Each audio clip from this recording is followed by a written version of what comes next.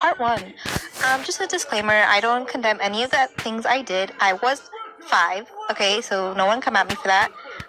So I was at the age where I learned how to get myself out of the seatbelt on my booster seat, and my dad was taking me to the dentist, and he was warning me that we're gonna get pulled over, and I wasn't listening, and so we eventually did get pulled over, and the officer comes over and she's like, "Sir, do you know why I pulled you over today?"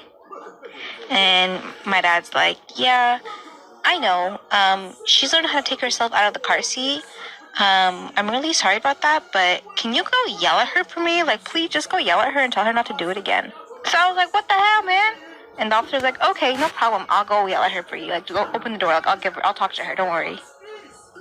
Okay, so this is part 2 of when I cursed at the officer. She was just being really nice and telling me, like, I want you to put your seatbelts on because there's crazy people out here and I don't want you to get hurt. What happens if you get in an accident? And I was just being a brat, capital B, just rolling my eyes and being rude. And I was like, "Shut up, you idiot." And my dad was just like, "Oh my God." And the cop just kind of laughed it off, but you could tell, like, she felt, like, pissed. And then she was like, "Oh, this brat just called me an idiot." And so my dad, like, gave me that death stare, and he's like, "Put your seatbelt on right now. I swear I'm going to leave you here." So being mad, I just put my seatbelt on. I was like, "Fine, I'll just put it on." I was like a brat. I was like, "You're not my mom. You can't tell me what to do." So she finally left, and my dad's like, "I'm so sorry that she did that. Thank you so much." And she was really nice. She didn't give us a ticket. I just feel really bad for being an asshole. And me being me, as soon as she left, I took that shit right back off, and I just continued running around the car without any. My fiance and I postponed our wedding because his mother fell extremely ill, and so we're waiting until she's healthy enough to attend. My 17-year-old niece procrastinated in finding a dress for prom next Saturday, so she called me and asked if she could borrow one of my gowns. I work in the fashion industry and have amassed a small collection of black tie gowns that are reserved for events. I was happy to lend one out to my niece. He came over today, but I was on the phone with the client, so I just told him to go upstairs and go find something they liked. My cat knocked into a bag of flowers, so I was busy cleaning that up when my niece and my sister walked out of my closet. I didn't want them to step into the mess, so I told them I'd catch them on my niece's prom night. I went to see what dress my niece took, and I noticed that the white bag that contained my wedding dress wasn't zipped all the way, and I noticed my dress was missing. I called my sister, but she was avoiding my phone calls and immediately drove over to her house to confront her. They initially denied, saying they didn't know that it was my wedding dress, but that was BS because my sister was there when I picked out the dress and was at all my fittings. Then they changed the story and said that was the only dress my niece liked, and didn't think it was a big deal since it didn't really look like a wedding dress and they would have returned it anyways. I simply took my dress and left, and my niece was furious and crying, saying I ruined her prom. A little backstory for setup. My husband died a little bit over a year ago, and he had a substantial life insurance policy as well as successful businesses that are recently sold. My brother recently proposed to his girlfriend, and her family came over so that we could start wedding planning.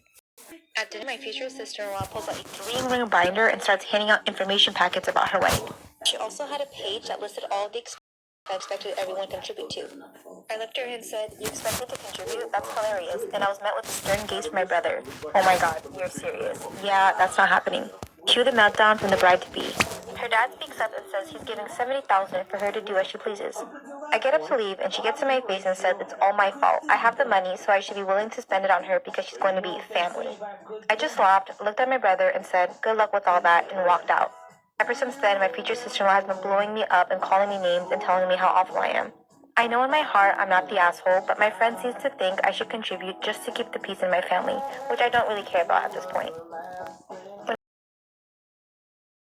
My names could be of African descent. My husband was furious and accused me of cheating and left right then and there. He told everyone on both sides of the family what happened and wanted a divorce. Then his friends and families all called me to see how upset they were and called me really nasty names. My mother was by my side the entire time as I kept professing my innocence. He refused to pick me up from the hospital, threw my stuff out on the lawn, and changed the locks. When my sister called to get the baby stuff, he texted her a picture of a bare nursery room and said he got rid of everything. He even destroyed my art studio. Eventually, he agreed to do a paternity test, and he was 100% the father. No one could believe this, so we did it again, and he was the dad. One of his cousins did the ancestry thing and found out there was 30% of African in their family.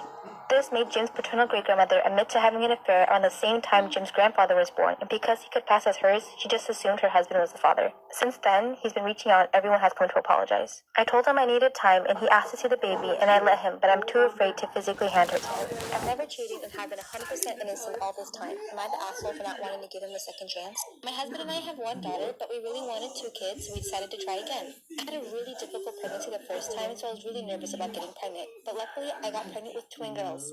My sister also got pregnant around the same time as me, but unfortunately lost her baby at 20 weeks, and her fertility was extremely damaged in the process. She's been understandably sore about my pregnancy, and her loss has dominated our world. But the other day, she asked me if she could have one or both of my twins, as after all, you have a child already, and you only want 2 kids, so one of your kids is unwanted, and I want a kid. I know she's grieving, so I had to kindly explain to her why I can't do that. But she said, you have it all I've ever wanted. Can you try to be nice to your big sister after all I've done for you?